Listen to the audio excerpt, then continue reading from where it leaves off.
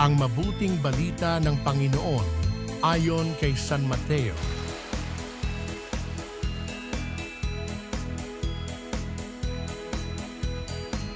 Ito ang lahi ni Hesukristo na mula sa angkan ni David na mula naman sa lahi ni Abraham.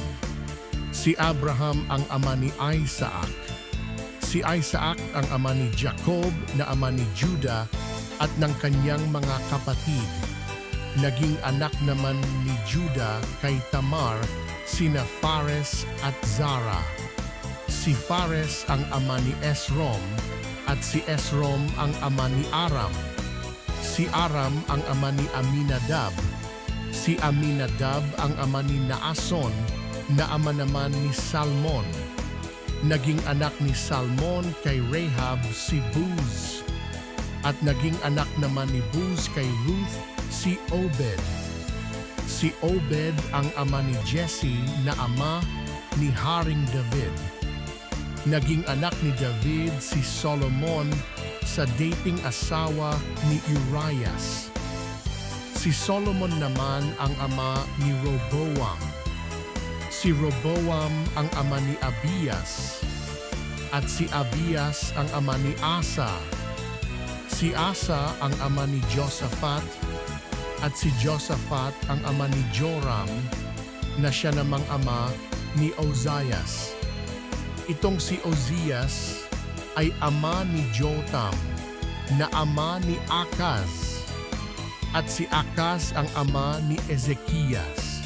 Si Ezekias ang ama ni Manases at si Manases ang ama ni Amos na ama naman ni Josias.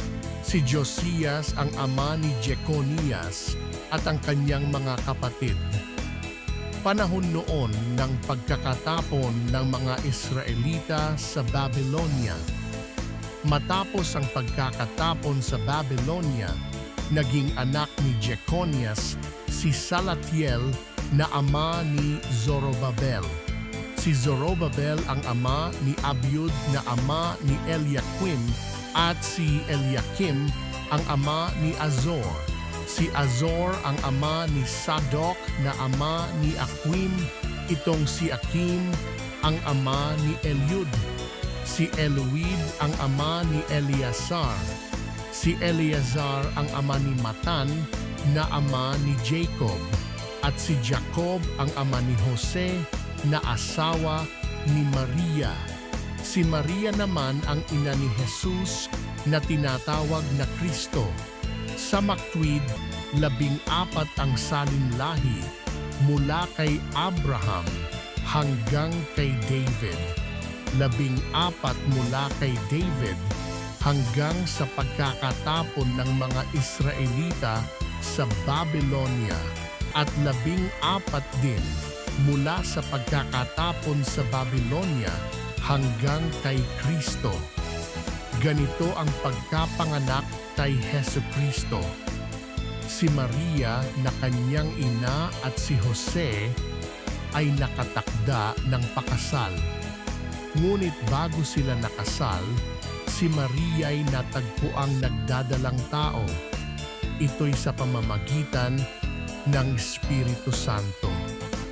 Isang taong matuwid itong si Jose na kanyang magiging asawa, ngunit ayaw niyang mapahiya si Maria, kaya ipinasya niyang hiwalayan ito ng lihim. Samantalang iniisip ni Jose ito, napakita sa kanya sa panaginip ang isang anghel ng Panginoon. Sabi nito sa kanya, "Jose, anak ni David, huwag kang matakot na tuluyang pakasalan si Maria, sapagkat siya'y naglihi sa pamamagitan ng Espiritu Santo.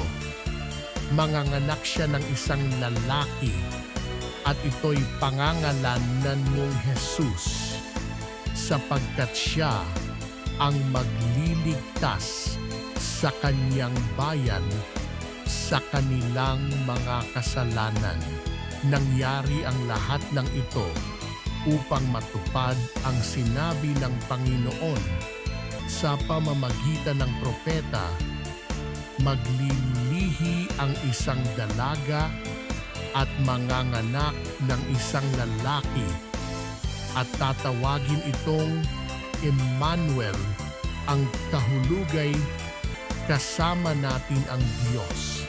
Nang magising si Jose, sinunod niya ang utos ng anghel ng Panginoon, pinakasalan niya si Maria. Ngunit hindi ginalaw ni Jose si Maria hanggang sa maipanganak nito ang isang sanggol na lalaki na pinangalanan nga niyang Jesus. Ang mabuting balita ng Panginoon.